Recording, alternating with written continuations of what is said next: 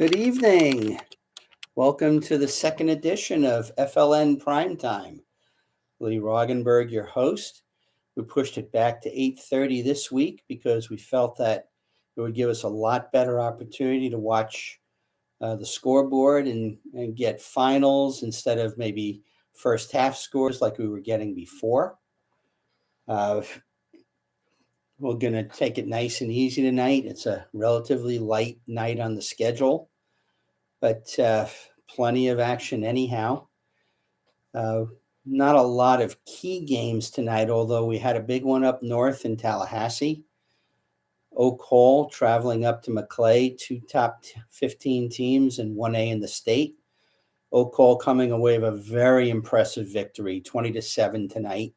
Don't have statistics on who scored. Maybe we can get a little bit of a recap on Twitter that way. Our Twitter is Florida, capital L, capital X. So if you're at a game, you want to tweet in some results or a couple of facts that you saw, please send it in. Let us know. Let's see what we're going to cover tonight first. Let's talk a little bit about. Well, you know what? Before we do anything, let's see what's on the scoreboard first. Basically, on the boys' side right now, let's do a little refresh here.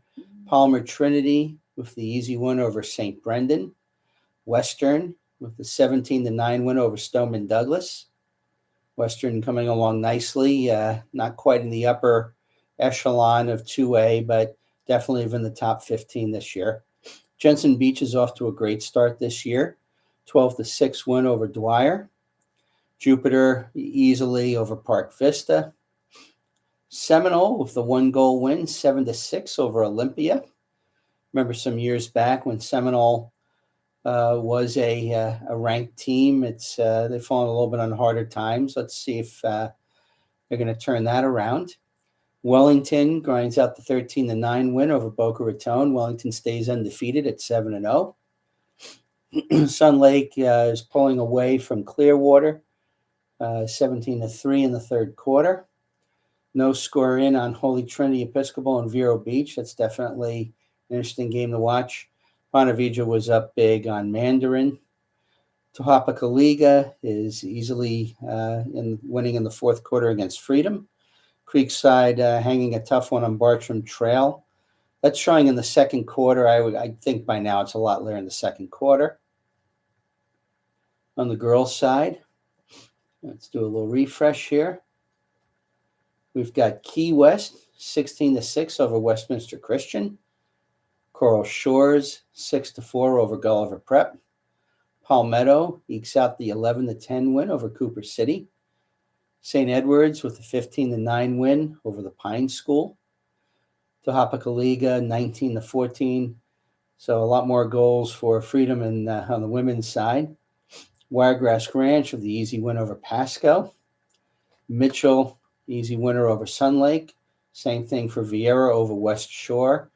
And Edgewood over Rockledge. Fleming Island handles St. Joseph's Academy. Olympia 8-7 over Wakiva. Dr. Phillips 11-4 over Lake Gibson. And we have a first half score, Bishop Morse 6-3 over Lake Mary. So we're relatively light. Not a lot of close games yet tonight. Wednesday night seems to be a decent night to do this because usually Tuesdays and Thursdays tend to have the heavier schedules. Gives us a chance to look back maybe in a little bit more detail than what morning coffee allows us to do. There was some incredible games that occurred last night on the boys' side and the girls' side. Before we go too far in, let me mention, I really hope that we can get to a point where we're getting questions. Maybe you want me to explain a polling approach, or you want to know a little bit more about your favorite team, or maybe what's going on in your area. I've enabled the live chat. Please feel free to send your questions in there, and we'll do our best to answer them on the air.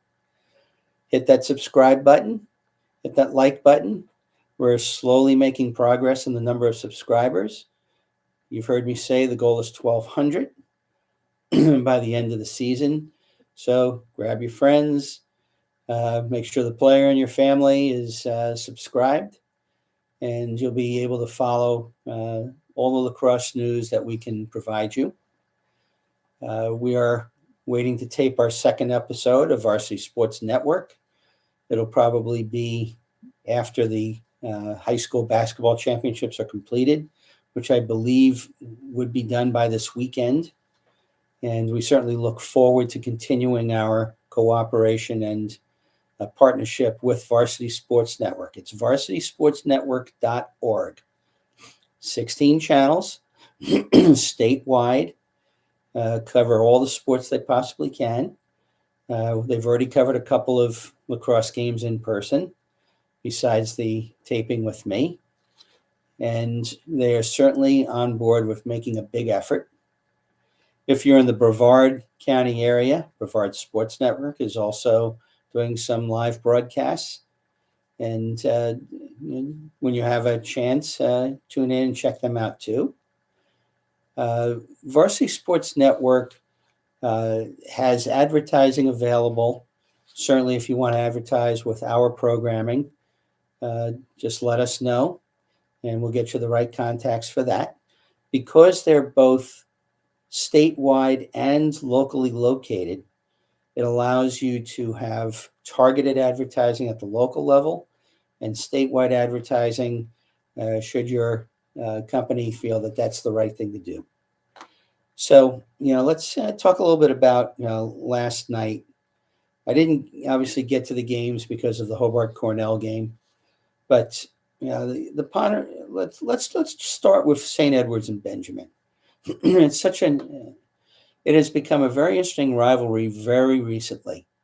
Last year, I attended the regular season game between the two, and Benjamin just pretty much handled it pretty easily. If I remember, Trevor Natalie had 7 or 8 goals. And that was with a terrific performance by St. Edward's goalie, Liam Murphy, in that game, because it was a shooting gallery. There were step down open looks, 10, 12 yards that he was making saves on. And even though he gave up 17 goals, I came away very impressed. Then came time for district, and St. Edward's turned it around on him. I think that also was a final of 17-10. And then St. Edwards went on their run to the championship game. So those are the type of years when you start to have a real rivalry built, when you have back and forth, when you have games that are considered upsets, when you have one team going home and the other team going to the championship game. Very similar to what Benjamin and Jupiter were doing when they were in their district together, or if they were paired in the first round of the brackets, and I've seen both of them. And those are two terrific programs that are going to be around for a while. Coach Cordry at Benjamin, Coach Bailey at St. Edwards. I know them both very well, both very highly competent at coaching, and both have backgrounds going back to playing days and have been successful wherever they've gone. So that was just a very interesting result last night. St. Andrews last night, 7-5 over Jupiter. I believe it was 6-5 late, and then St. Andrews scored a clinching goal. Those of you who read the article I wrote about Plant, they know how I feel about how St. Andrews plays and how attractive it is to watch. They use each other so well on the field. There's enough individual talent, certainly great long pole play, great in the goaltending too. And it's just a very pleasurable approach to the game to watch it. And Jupiter has been a gold standard in the state too. They've won 2 of the last 4 state titles. Well, actually, I should say 1 and 1. 1 in the 1 class system and 1 in the 2 class system last year, but still, 2 in 4 years. And they also have a very deep program at this point, to the point where it's great to watch. It's not a full rebuild at this point. It's just reloading, next man up type situation. So, St. Andrews and Jupiter, separate classes. We'll not be able to see them play in the playoffs. But that's going to lead me to sort of my first commentary of the night. I kind of thought about this a little bit during the day and sort of thought it through about the places in the state where the administrators are kind of missing the ball. They don't really have the right approach to how to grow the game in their areas. Tampa, Orange County, I'm sure there's a couple of others here and there. And that's where the county administrators insist that the district games get played.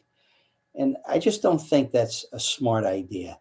I think that you're better off. Let's say you have two teams that are really towards the bottom quarter of the power rankings. I don't really see any point in them playing the fifth ranked team in the state. They are much better off playing home and home with each other in similar schools. Let's say you pick 7 or 8 schools that are in your area that are on your level, play them home and home. And as your program progresses, you'll move your schedule up a little bit into the power ranking levels, but continue playing the home and home. And maybe you'll get a big boy willing to play you.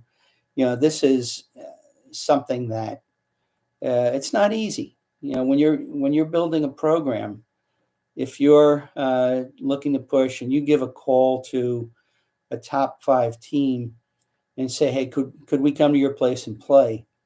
A lot of times they're going to say no. And, you sort of have to prove yourself. And one of the ways you prove yourself is show you can handle the level of competition that you're clearly at. So bottom quartile, play home and home. Middle quartiles, play home and home. Jupiter and Benjamin play home and home this year. I'd love to see more of that. Now, in the Southeast, it's a little bit different. You can schedule a pretty darn good schedule without necessarily doing a lot of home and home. But in areas, where it's a little bit tougher, you got 2 or 3 top teams, play home and home. And administrators, please wake up. Believe me, you're much better off growing the sport by allowing the kids to play at their level of competition, not by forcing them to get their heads handed to them. That's the easiest way to get them discouraged from continuing to play. Please, administrators, take this to heart and do so. Okay, let's head back to the scoreboard. Let's see what's going on. Go over to the men's side, or boys' side. Again, Palmer Trinity 16-4 over St. Brendan. Western with the easy win over Stoneman. Seminole 7-6 over Olympia. Jupiter easy over Park Vista. Wellington 13-9 over Boca Raton to go to 7-0 in the year. Jensen 12-6 over Dwyer. Sun Lake 17-3 over Clearwater. Tohopica Liga 13-5 over Freedom. Creekside is putting away Bartram Trail comfortably. On the girls' side, refresh. Got Key West 16-6 over Westminster Christian. Palmetto 11-10 over Cooper City. Coral Shores 6-4 over Gulliver. St. Edwards 15-9 over the Pine School. Tohopica Liga 19-14 over Freedom. Fleming 16-2 over St. Joseph. Edgewood easy winner St. John Paul Academy 15-6 over Spanish River. Olympia 8-7 over Wakiva. Dr. Phillips 11-4 over Lake Gibson. Vieira 15-3 over West Shore. Wellington 16-13 over Martin County. That's interesting. It wasn't long ago that Martin County was producing some very high-end girls lacrosse teams. Teams that would make a final poll.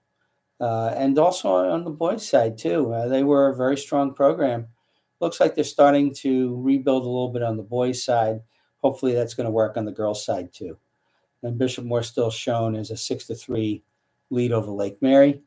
Let's over to the Twitter feed. The Hogall score was 20-7 over Maclay. It's a little light right now in scores. I know Immokalee was up, I believe, in the third, after the third over Riverdale, 10-7. By the way, on the college level, we had Wyatt Schupler in goal for Army tonight. They won 17-13 over Syracuse in the Carrier Dome. Army's second straight win over Syracuse this year. Wyatt had 13 goals, and it's great for the Ponte Vedra alum to be doing that. We also had, let's pull this up.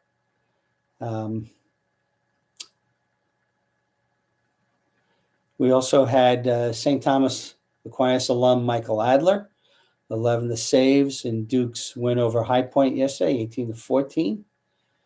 A couple of scores that I missed this morning. Ave Maria, we have a 16-9 win over William Penn of Iowa on the 28th. Kaiser women winning 22-0 over Point on yesterday, and Cabrini 19-5 over the Weber women yesterday. And Ave Maria is playing Culver Stockton today. And we also have a bunch of, on the women's side, games in action right now. The Florida Tech women are hosting Findlay. The Florida Southern women are hosting Davenport. Embry-Riddle women are hosting Flagler. St. Leo women are hosting Assumption. And the Palm Beach Atlantic men are also hosting Assumption. So as we get finals on that, we'll pass them off to you. Let's go look at the national Twitter feed, see what we can find. Got to highlight a little video here for Cardinal Mooney. Bowles from yesterday, a little defense. Ponte Vedra easily handling Mandarin. Embry-Riddle women are well out in front of Flagler after 3. We've got Paul Carcaterra's out with his top 20 draft prospects for the Premier Lacrosse League. That'll be kind of let's take a quick look at that and see what he says. He's got Chris Gray, the North Carolina attackman, at number 1. Matt Moore, the attackman for Virginia, at number 2. Army attackman Brendan Nickturn, number 3. Maryland attack Jonathan Donville, number 4. High Point midi Asher Nolting at 5.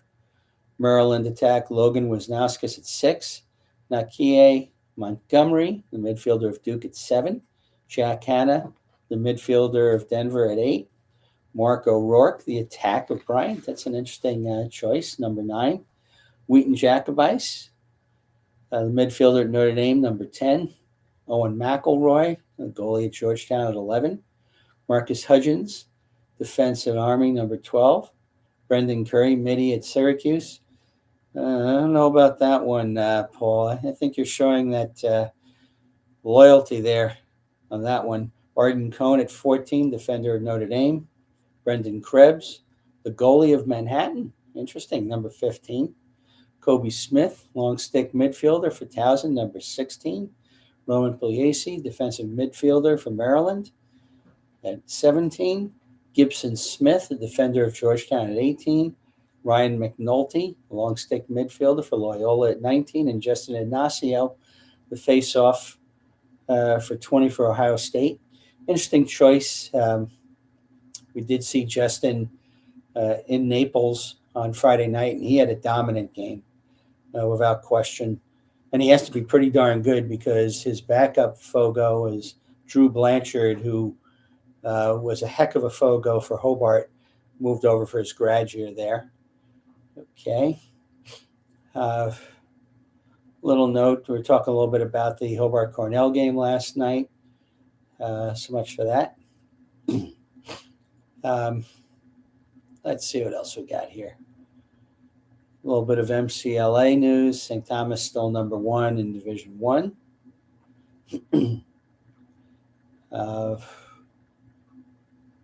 Let's see what we got there. Siena is playing Albany right now live, I believe.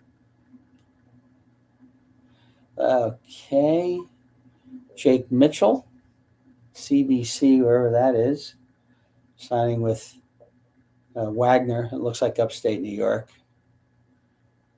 How is a President Biden item getting here?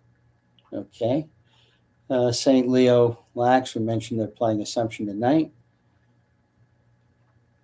They're actually, after three, Assumption's actually well ahead of St. Leo on the women's side, so looks like that's going to be a loss. We've got, see what else we got here. Sports Lowdown, Florida Tech. Looks like they're pulling away. Let's see. Not a lot of other stuff on the local level right now. It is a bit light tonight. Let's see. It popped up on the regular Twitter feed. Plant easily handling Robinson today. No reason to get beyond that part. I believe St. Edward's will be hosting Vieira, or is that game already played? Sometimes you get some late tweets on games that have already occurred. One thing that's interesting is, for those of you who maybe don't follow these types of things, on our Twitter has 4,984 followers. We have 16 to go for 5,000. And I just want to thank everyone who follows us on Twitter, engages with us, and also helps to keep our scores up to date during the day, and lets us know when maybe there's a story that's missing.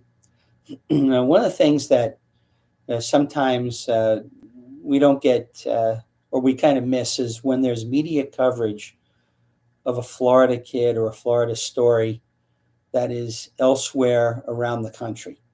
Let's say that a Florida kid who's playing at the D3 level has won their conference player of the week. We have at the top of the page a number of items that you can help to keep us up to date on things, and report media coverage is one of them. When you click on it, you'll see there's a couple of simple boxes to fill in, as well as being able to cut and paste the URL of where the article resides. And that's all you have to do. Just send us that in, and we can do an excerpt article directly to there. Or in some cases, we can print the whole press release if the school or the provider allows that. For instance, the MCLA has no restrictions whatsoever. We're allowed to cut and paste any article they post. So, keep us informed. There's no way I can keep up with everything around the state, and I hope that you would do so. You'll notice that we have activated the chat line. Please send in your questions. I'd love to have a dialogue going on here. And one day when we get to the point where we've got Varsity Sports Network a little bit more with us, hopefully this show will be able to show clips and cut-ins from around the state. So there's a lot there, for us to get to. Looks like we've got, looks like Ponte Vedra posted their final score over Mandarin. Easy win for them. Let's go over the scoreboard, see if there's anything further that's of interest. No, not really. No. Well, Menendez with a 14-2 win over Matanzas. That might well be the type of game that gets Menendez that last slot in Region 2A. I'm sorry, Class 2A, Region 1. Those who remember the predictions of who would be the 8 teams in each region, I kind of thought that these two might battle it out for the last slot. But if this is a typical score, then I think Menendez has a much better chance of getting that 8th seed. We have Gulf Breeze over Pensacola Catholic. Excellent result for Gulf Breeze. I think both teams, Gulf Breeze is making that effort to pull that schedule up this year. On the girls' side, let's see if we have anything updated there.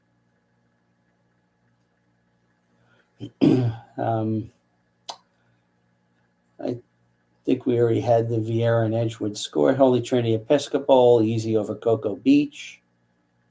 That's a final. And that's it so far on the updates there. Those of you who read our polls, and that's not an insignificant number, I can tell you that there's an awful lot of page reads on when we do the polls. And it was just very nice to see that continued interest in it. Top 15s for boys, 1A and 2A. Top 10s for girls, 1A and 2A. By the way, it looks like we have the final in. Florida Tech women, 19-8 over Findlay. Carolyn McLeod, Jennifer Boyle, each scored 6 goals for the Panthers. Congratulations to them on the win. Good for them. That's a sports lowdown tweet. Donnie, thanks a lot for continuing to provide information to us. You do a great job up there with Sports Lowdown. He is a dedicated Florida Tech fan and journalist, and I always try to make sure to link his stories when we get them in as part of the recaps for Florida Tech, game recaps, on the boys and the girls side. Andrew Canoose liking the tweet on the Plant win. Andrew, I have a red shirt. I will wear it for you tomorrow. I'll give Cornell its due. They took it to us in the third quarter and early in the fourth quarter. Got out to a decent and pretty good lead, and were able to withstand Hobart's frantic rally. 5 goals in 4 minutes for the Statesmen to make that game close down at the end. So, Andrew, I owe you a mea culpa, and I'll wear the red shirt tomorrow, I promise. Let's see what else we've got on the national level here with Twitter. See if anything's coming that's interesting. Let's see. Just same thing on St. Leo. Quincy in an NAIA score. It looks like Sienna's giving Albany a decent game here. It looks like it's 10-6. Late in the game, maybe 10-7. Towson with I believe Towson with a 3-goal win over Loyola. I don't think Loyola has won a game yet this year. I think they're 0-4 and close losses, but just not getting over there right now. On the other hand, Loyola women 3-0 moved to 3-0 over Penn.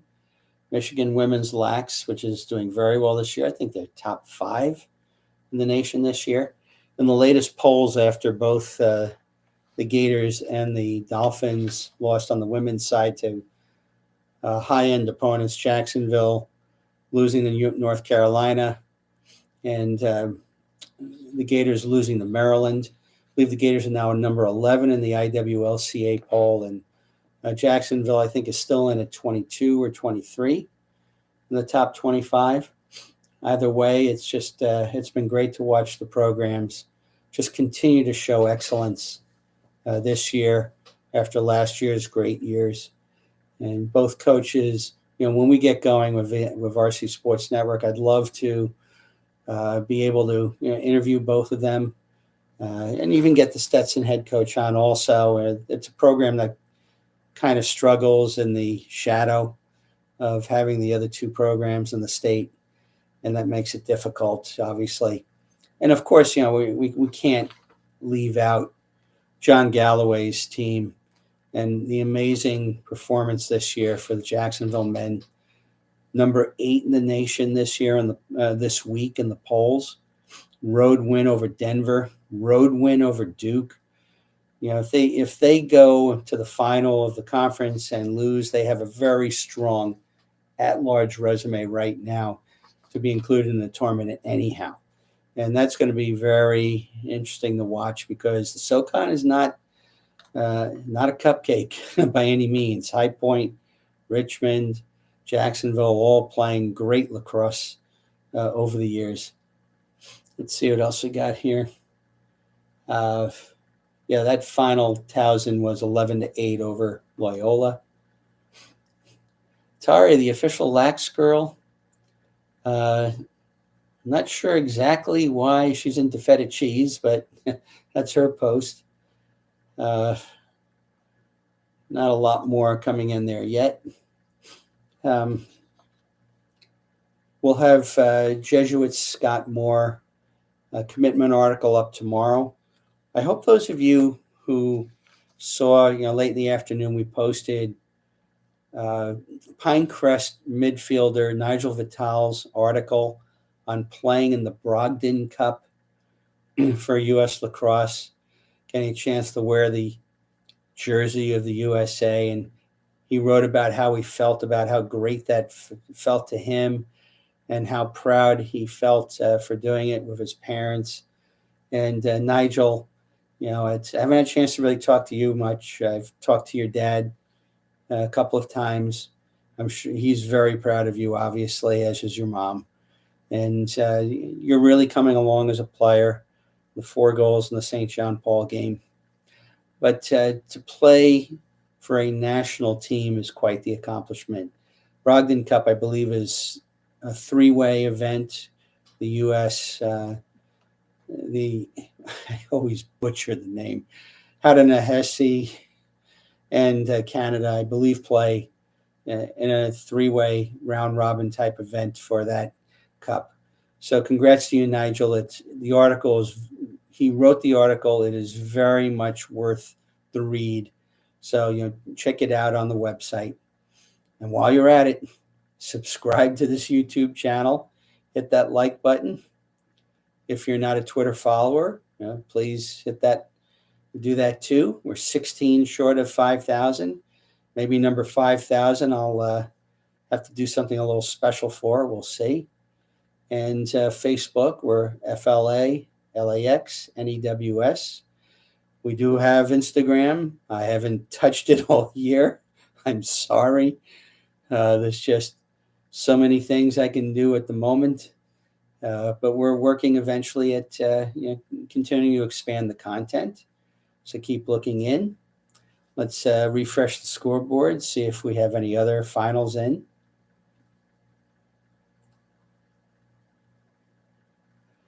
Cocoa Beach, big winner. I have to mention this because I don't know what has happened with this program.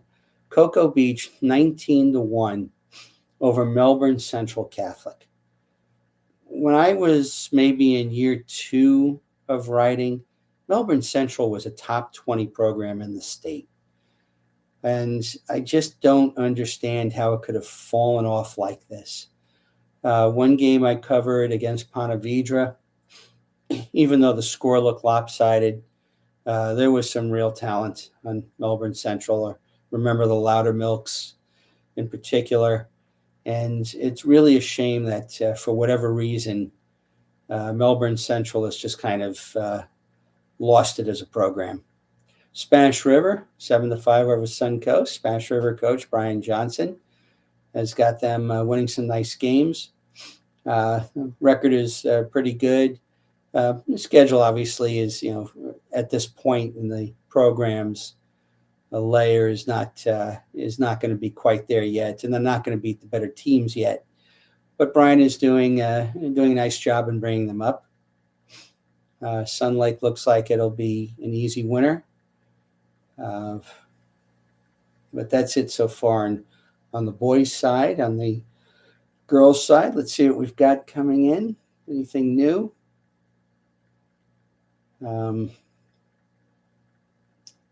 St. John Paul, we already had that. Holy Trinity had that. Satellite with the easy win over Merritt Island. We're starting to see some separation. There it is. Unfortunately, obviously, we still have a bit of a gap. When you look at the 2-way top 10, top 15. Once we get past number 8, number 9, it gets, it starts to get weaker. And unfortunately, there's just not anything we can do except time and more players and continue to grow the game in the area. Victor, say thank you.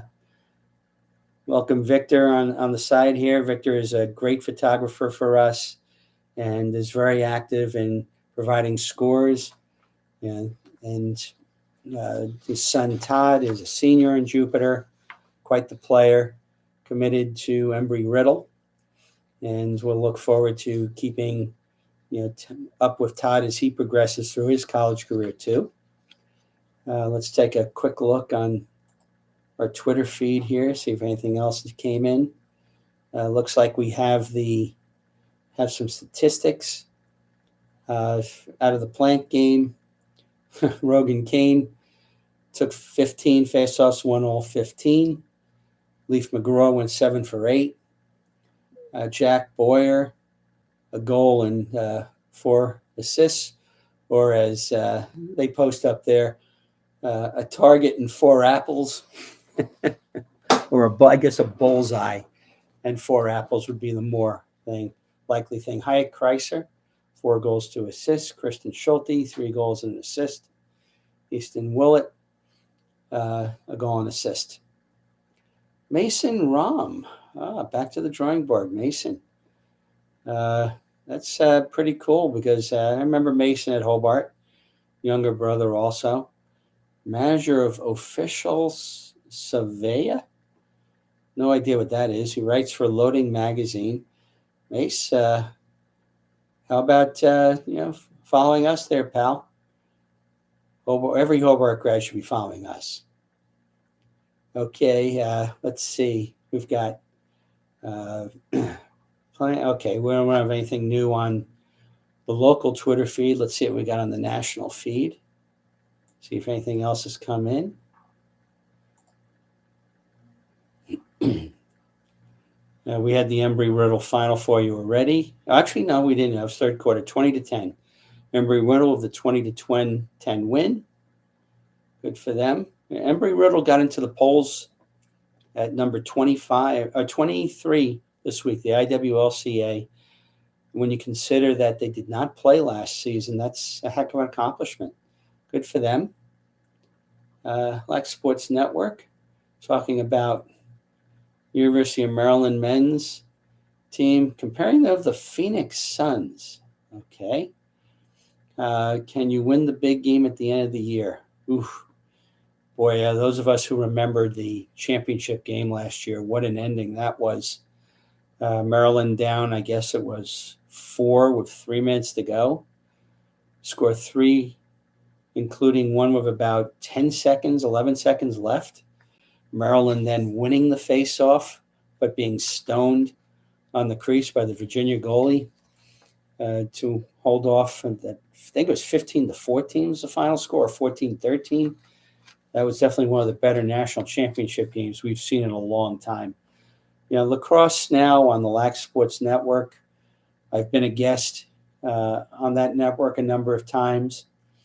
I wish that we had a deeper parket over there so that they could maybe go live many more hours during the day, because there's so much content around the country that would be wonderful if we could be able to see more of it. It's been a while since I've been on there. Guys, don't forget us down here. We've got a heck of a state. Might as well get some coverage. Okay, Florida Tech, we mentioned 19-8 winner over Flagler. U.S. Lacrosse Mag's got a whole bunch of pictures for the Hobart Cornell game on their site. Interesting story. I guess this was recent.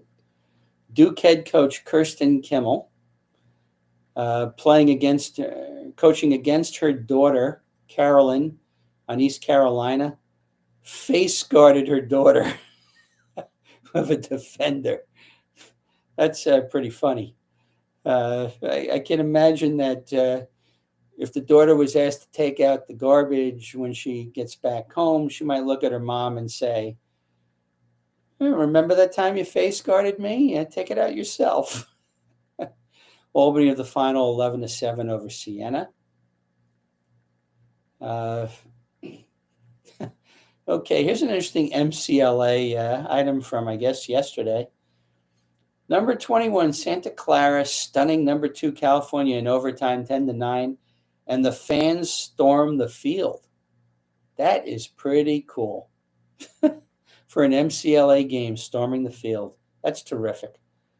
Coach Blackburn at Newsom named a PCA double goal coach regional winner. Maybe someone could send in what that means. Not exactly sure what it means, so maybe someone can explain it for us. Okay, let's go back to our site. Looks like it's just some more. Our plant parents are very active on social media, on our Twitter feed, going back and forth. That's great stuff. And had a nice time talking to them when they were over here Friday night. Usually, the first time I get to meet a set of parents that I've never interacted with before in person, it's just a great time. One of the moms mentioned that basically her entire family played, and I think she said 8 or 9 of them, and not just kids, but uncles and brothers or whatever, and father. I think she said her father pays attention to the website. I think one of them was a player at Notre Dame too. So I'm not Notre Dame, at Hobart. So that was pretty cool too. Okay, so you'll note that we haven't received the question yet. Someone's got to have a question out there. Hit that subscribe button, hit that like button, follow us on Twitter, like the page on Facebook. And let's go quickly back to the scoreboard. Let's see if we got any updates. On the boys' side, it's about 9:12, so we should start to be seeing some things. The Creekside number is stuck at 13-3 in the second quarter. That's got to be close to over. Timber Creek looks like it's pulling away from Edgewater in the fourth. Fletcher of an easy win. Flagler Palm Coast with a 13-6 win over Forest. That is very interesting to me. I'm going to take a good look at Flagler Palm Coast and see what pops up, see where they are in their growth as a program. If I'm not mistaken, a couple of decades ago, that was a pretty good program that kind of fell off, and now getting serious again. Palm Coast in general is growing like a weed when it comes to people moving there. It's one of the fastest growing places in the state. It's, I believe, between or north of Daytona and south of St. Augustine. I believe I have that right. Or maybe it's just a little bit north of St. Augustine. But, a lot of club events in the summer go on up there. It's well worth, paying attention to. And now you're starting to see the high school lacrosse teams start to play much better. Had a really nice weekend up there with Marcella. Had a nice meal out and just enjoy the area. And it's a nice straight drive for me, right up 95 too, just right off of 95. It's nice for that. On the girls' side, well, let's see if was there anything else on the boys' side that came up. Doesn't look like it. St. Augustine, the easy win over Tokoi Creek. Tokoi Creek in their first season playing. Good for them. Apparently, it's almost pretty much a brand new high school, too. And I think they're building another one in the area. Just nice to see again. The Northeast is really starting to fill out with quality programs. It was pretty much Ponte Vedra, Nice, Creekside, then a little bit down to St. Augustine, Bartram. Episcopal School is really pushing hard. I'm going to see on Friday. I'm going to go down to St. Thomas. Episcopal of Jacksonville is coming down to play them. And good for you, Coach Carter, and your team for making the trip to test yourself with a team that's one of the favorites to win the 2A championship this year. It's a good step up for you. We'll see how it plays. And I'm looking forward to seeing how you compete against St. Thomas on Friday night. On the girls' side, let's see if there's any updates. Bishop Moore looks like it's putting away Lake Mary comfortably. Boone with a shutout over Lake Howell. Satellite shutout of Merritt Island. Okay, doesn't look like anything else new is in. Although most of these scores are final by now. It was a relatively light night on the schedule for both after last night. But let's pop back a little bit to last night. Let's talk about Pinecrest and Oxbridge. 9-8.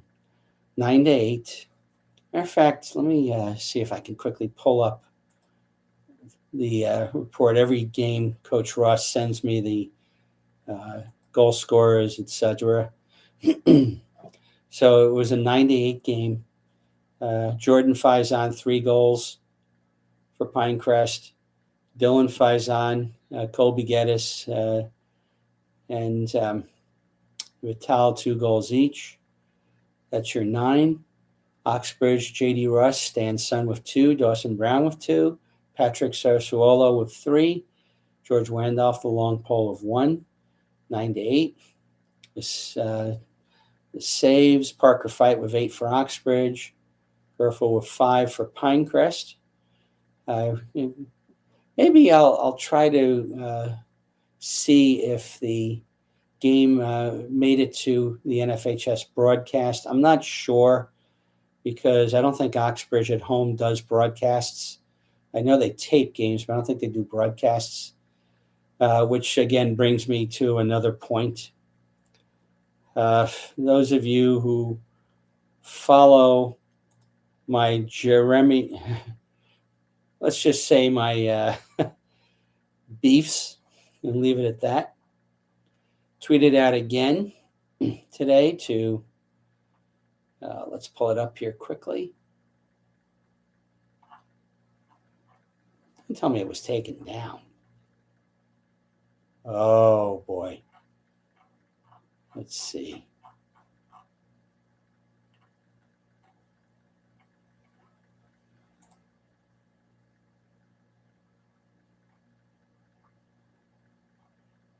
Yeah. Oh, no, here it is. For some reason, it shows under my replies. Mark Koski, who seems to be the head of the NFHS, National Federation of High Schools. For those who know, I am on a desire to get the NFHS to wake up and do something about their absolutely horrible lacrosse broadcasts. Mark Koski, you're ignoring these tweets. If you think for 1 minute I'm going away, I'm not. We're going to pound and pound and pound until you take this seriously, you fix the problem, and if not, we're going to go straight to the state government. I'm going to go straight to Gainesville. I'm going to lay out the case on this. You used to sell a sport subscription. You could buy a lacrosse subscription. I see you didn't do that anymore. And I think probably because no one's going to buy a lacrosse subscription if they can't watch a game. This is very simple. If you can't take the time to tell your member schools in Florida that if you are broadcasting a game, the camera must be manned, then you do not understand your product. Mark, wake up. We're not going away. Get the job done. Respond. Acknowledge the problem. You haven't even done that yet. And if you haven't watched a game with an unmanned camera to see what we are talking about, shame on you. You screwed up royally the state Final Four last year. Royally. We're not going away. Ponte Vedra alum Warka Zaro, I mentioned this morning, named co-captain of Pace. Good for him. Let's go back to yesterday a little bit. Gulf Coast 11-7 over Bishop Verot. Actually, not a bad effort for Bishop Verot, hanging with Gulf Coast that close. But the schedule is just terrible. Bishop Verot will probably run the table until district. And I think, if I'm not mistaken, they're the favorite in the district because the district itself is not much. And then they come out of 1A and not exactly sure. Matter of fact, I have it over here. Let me quickly take a look to see where they're coming out of. Boys 1A we need.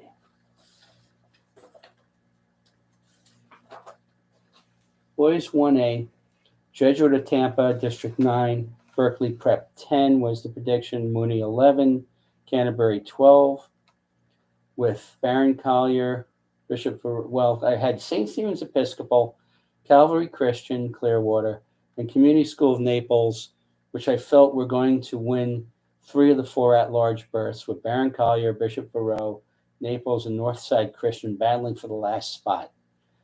Right now, it's hard to say if any of those are not going to occur.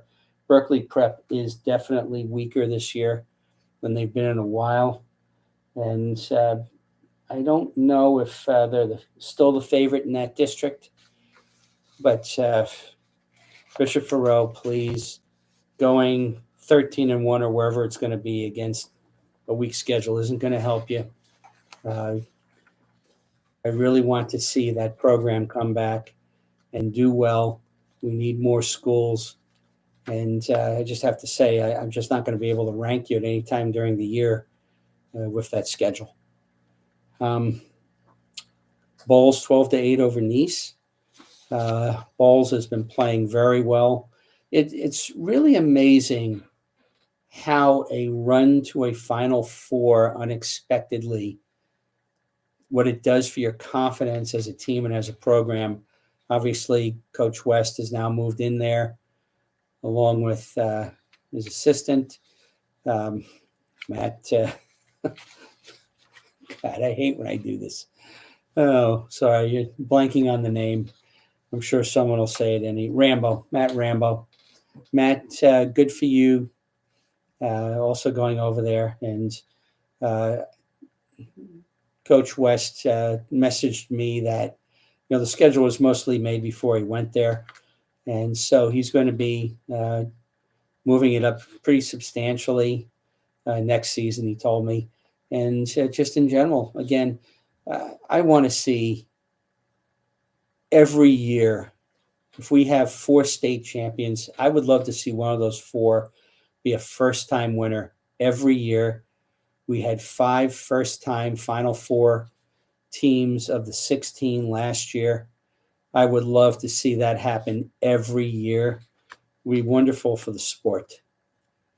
Tampa Jesuit 10-6 over Cardinal Mooney. Jesuit playing very well. Lost to Lake Mary by 2 goals at their place.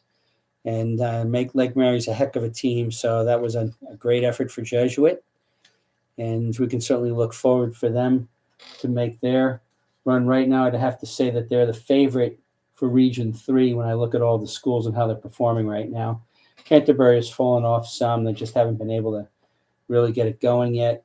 Cardinal Mooney is a little bit below where it's been before, although we congratulate Coach Wagner on his 100th win last week. I'm kind of looking over at Region 2. I'll have to take a look to see how accurate those predictions are. Right now, St. Edwards and Benjamin will definitely battle in the district championship game. And right now, St. Edwards has the upper hand because it probably will have the home game for that district at this point. And then we have Montverde, Bishop Moore, also an at-large. As a matter of fact, I pretty much predicted across the board the 8 teams that I think will make without a bubble team in Region 2. Kind of looking through what other things. Let's go back to the Twitter feed, see what we've got. Okay, anything new? No, nothing new on the Florida Twitter feed. Let's take a look at the national Twitter feed.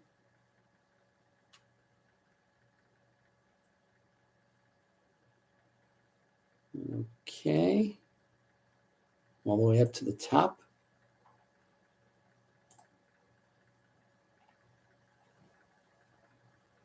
Okay, let's see.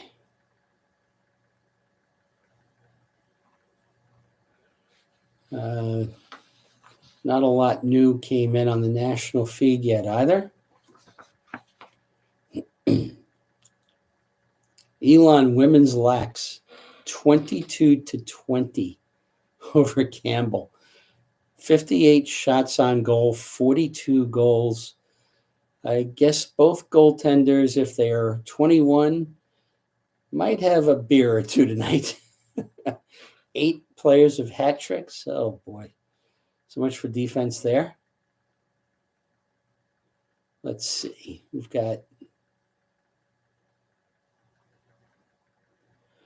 Anish Shroff. What have you got? Oh, come on, Anish. FSU lacrosse? Come on. I'm sorry, FSU basketball? Come on, Anish. Let's get back to lacrosse, pal. Post-game podcast. Can we get BS Storm Chasers to follow lacrosse games? What does that mean? Talk about Santa Clara. They've actually talked to me in the past about doing a podcast for them, but we never really were able to figure anything out. Philadelphia lacrosse news. Chris Goldberg, by the way, I don't know if he's still doing the Philadelphia lacrosse news website. I've talked to him a couple of times over the years. Good guy. I hope he's still going with it because he was doing a really good job up there. Let's see what else we got here. Join the fight, Illinois lacrosse. I guess they're looking to do a fundraiser for their club team. Archers, okay. Think about Drew Adams, man. Did Drew Adams retire today? I don't know. That's Booker like that one. Hopefully we're going to get Booker Corrigan also on a Varsity Sports Network interview. Booker, longtime MIAA broadcast with Bob Schreiber. Great broadcasts, very much worth the effort. Doesn't look like anything else is coming yet on. Nothing new yet. Okay. Go back to the top. Be ready. Okay. Let's go quickly back to the scoreboard. We're getting a little close to the 1 hour time zone here. On the women's side, anything new? St. Andrews, the 15-4 win over Ransom. Seminole Ridge, a shutout over Okeechobee. Most of the finals are in by now. We'll update all those on Morning Coffee too. On the boys' side, Palmer Trinity, Western, Cocoa. Doesn't look like anything. Oh, Holy Trinity, the 11-4 win over Vero. That's a very impressive performance. I kind of expected more out of Vero this year. They're just not really firing on all cylinders this year. And Holy Trinity with the 11-4 win. And I believe that was at Holy Trinity. So another 1A taking down a 2A. And that pretty much looks like it for new scores. Okay, well, we're reaching an hour, and I think that that's enough for tonight. Please hit that subscribe button, hit that like button.